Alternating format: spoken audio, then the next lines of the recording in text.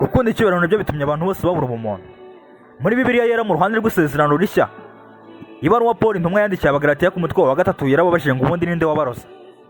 Ngewe siko mbabaza mwebwe mu nyumva, ahubwo ndagira ngo dushyire ukuri ahagaragara. Abanyarwanda baravuga ngo iyo umugabo yibuza arapfa, kandi koko niko biri. Muri iyi minsi nta n'umwe ugukunda, nta n'ukugirira impuhwe. Kugira ngo ubyemere neza n'uwo mugendana cyangwa mukorana, urasanga hari ubushuti bwanyu bufite aho bushingiye. Kubera isi yabaye amuyobera cyane, abantu bajya gukundana umwe afite icyo ararikiye ku wundi muntu kandi yarakigize intego. Abandi bo bakibwira ko bakunzwe cyane kandi nyamara hari inkurikizi inyuma yabyo.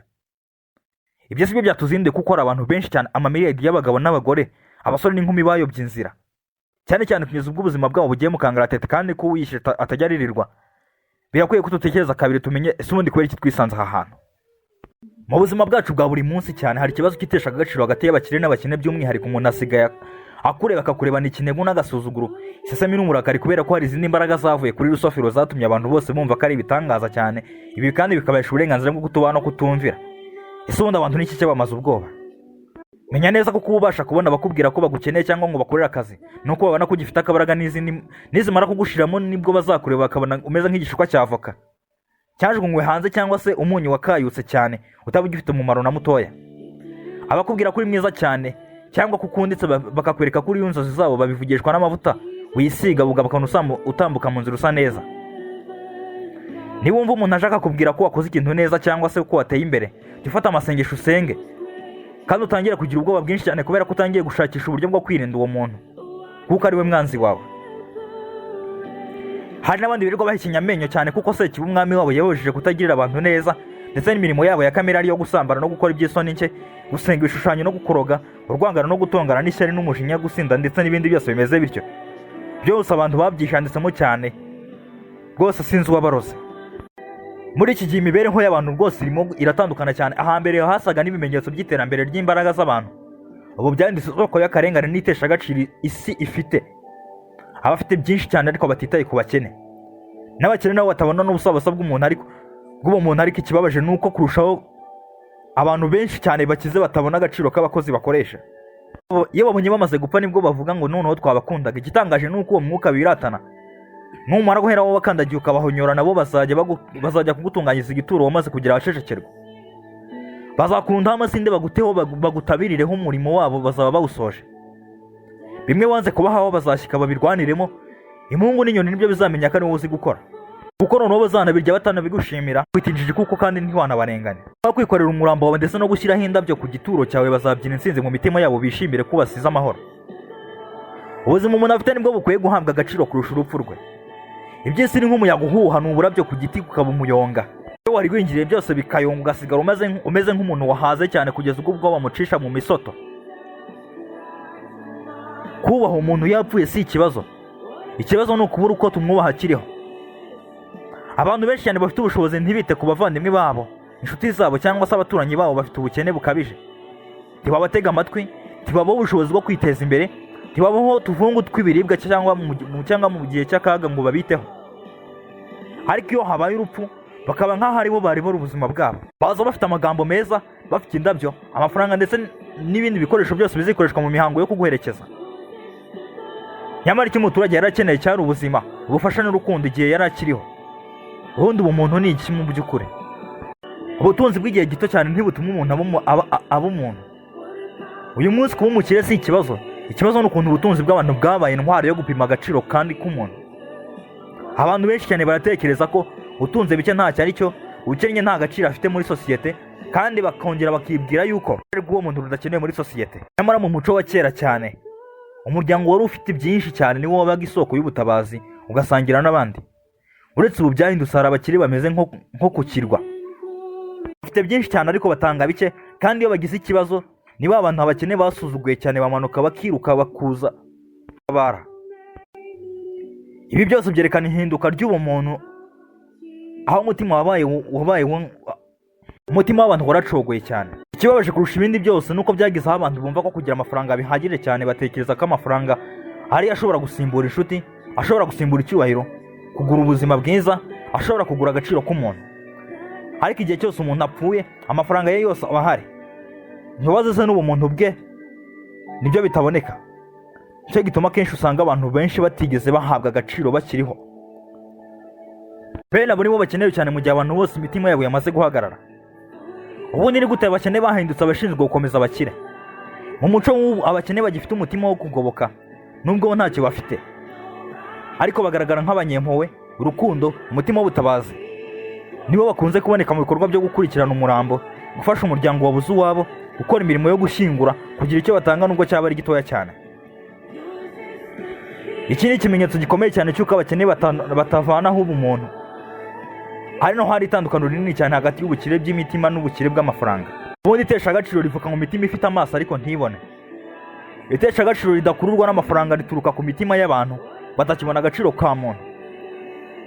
Iyo umuntu atabona mugenzi we nk'umuntu ariko akamubona nk'utagifite agaciro cyangwa udafite inyungu, habayeho gutakaza icyubahiro cy'ubuzima, gusenya umuryango, kurimbura umuco w'umuvandimwe no gusigara ubusa mu muryango w'imbere mu mutima. Aho ubukire bwabuze, ubumuntu buba busa nk'umuyaga. Ibi bikwereka ko neza ko agaciro k'umuntu ni ingabire, ntabwo ari impano yo kugurishwa. Twese tugomba gusobanukirwa n'iki: nta muntu n'umwe ugomba gutegera undi amaboko. Gusa mu gihe byabayeho habaho gushishuza no kugira amakenga cyane. Ibintu byarahindutse, umukene yagiraga agaciro mu nzu y'Imana, none naho umwanzi yateyeyo garenade iturukana abarenga amamiliyaridi n'ibihumbi n'ibihumbi. Agaciro k'umuntu kaba ak'umuntu akiriho, si igihe apfuye. Ubutunzi bujya bupfa ariko ubumuntu buzahoraho buhari. Iterambere nyaryo ni iryubakira ku mpuhwe, ubufasha, ubumuntu, icyubahiro no ku bantu bose, abakire n'abakene. Kuko agaciro k'umuntu ntabwo gashingira ku ngano y'amafaranga afite, ahubwo gashingiye ku ngano y'umutima we. Muri ubu buzima hari ibintu byinshi cyane bibaje kandi biteye isoni. Umuntu abifashe mu maso y'ubumuntu, abantu bake bafite amafaranga, amazu, amamodoka ndetse n'ibiribwa byinshi cyane kandi byinshi ndetse n'ibindi bintu byinshi, basigaye bafata abandi nk'ibiragi by'isi.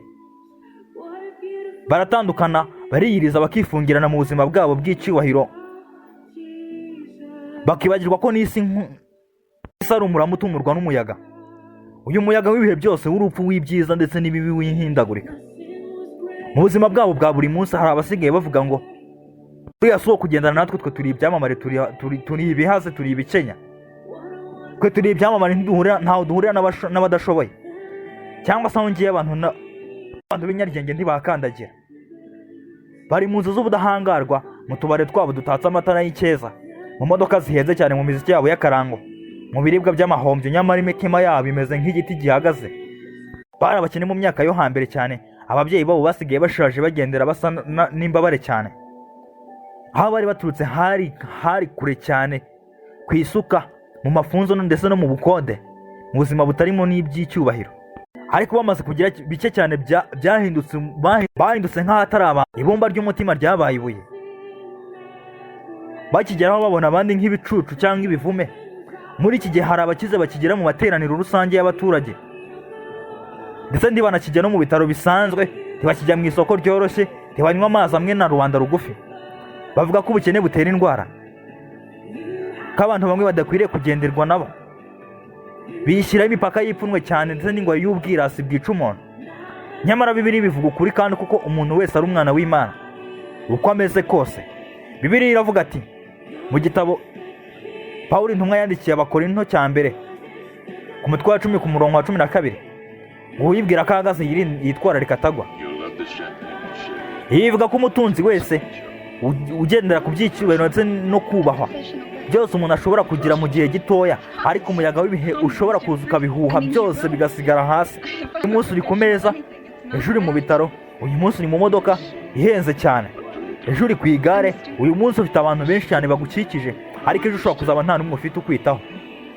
Nta bukire buramira umuntu, nta cyubahiro gica urupfu, nta n'inshuti z'amafaranga zishobora guhagarika isaha y'urupfu. Usomye neza imigani, igitabo cy'imigani muri Bibiliya yera mu isezerano rya kera ku mutwe wa 11 ku murongo wa 4, baravuga ngo nuko ubutunzi nta kibumara ku munsi w'uburakare, ariko gukiranuka bidukiza ku rupfu. Ubukire n'amafaranga n'icyubahiro ntibituma umuntu akomeza kubaho igihe Imana yamuhamagaye. Ubukire ntibukiza umutima, ubukire ntibusimbura ubugwaneza, ubukire ntibusimbura guha agaciro abandi. Abantu benshi cyane batekereza ko bazahora bakize, bagahora bafite ibya mirenge ndetse bazahora hejuru. Nyamara isi ni nk'umurama utumurwa n'umuyaga, iby'isi ni nk'umurama utumurwa n'umuyaga. umuyaga w'amateka ushobora guhindura ibihe byose kandi mu gihe gito cyane. Indwara zikomeye ziraza zikagusenya, ndetse ibiza bikagutwara n'amatungo, bikagutwara imitungo yose. Intambara n'imvururu byangiza ibyo wubatse byose. Urupfu rukagusiga aho ababyeyi bawe n'abakurambere bagiye. Nanone kandi muri Bibiliya yera, mu ruhande rw'isezerano rya kera, mu gitabo cya Zaburi ku mutwe wa 49 ku murongo wa 21 haravuga ngo abafite icyubahiro niba tubaha Imana bameze nk'inyamaswa zipfa. Ni ikimenyetso cy'uko icyubahiro cyose cyo ku isi iyo gitambutse ku bumuntu n'umutima gisa n'ubusa. Umuntu ufite amafaranga ariko nta buntu afite aba atandukanye n'uwambaye ubusa mu mutima. Bibiliya iravuga neza iti, hahirwa abakene mu mitima yabo kuko ubwami bwo mu ijuru ari ubwabo. Ubutumwa bwiza ko bwanditswe na Matayo ku mutwe wa 5 ku murongo wa 3. Ubukene bw'umutima ni ubusabane n'Imana, ni ubusabane n'amafaranga. Umwanzuro, agaciro k'umuntu ntikabonekerwa ku meza y'ubukire, kabonerwa ku meza y'ubumuntu. Umuntu wita umukire agasuzugura abandi cyane, akibagirwa ko ejo ashobora gusubira ku isuka cyangwa ku ivuriro cyangwa ku kirago cy'uburwayi, yibeshya cyane. Isi ntiyahindutse ngo ibe y'abafite gusa. Isi icumbikiwe n'ijambo rimwe gusa: twese turi abagenzi. Twese turi abashyitsi kandi turi n'abahise n'abagenzi. Twese turi abantu babumbwe mu butaka. Uyu munsi turi hejuru ariko ejo turi hasi. Uyu munsi turi intwari ariko ejo turi imibiri idafite ikimenyetso. Nk'ivanjiri cyangwa se ibaruwa Paul yandikiye Timoteyo ya mbere ku mutwe wa 3 ku murongo wa 7 haravuga ngo kuko twazaniye ubusa kandi tuzasubirayo ubusa. Ni mucyo rero duhesha agaciro abakene mu buzima bwacu, si mu rupfu gusa. Twubaka umuryango w'umuntu si w'amafaranga. Tumenye ko agaciro n'ubumuntu atari by'amafaranga afite ahubwo n'umutima we. Ndabashimiye.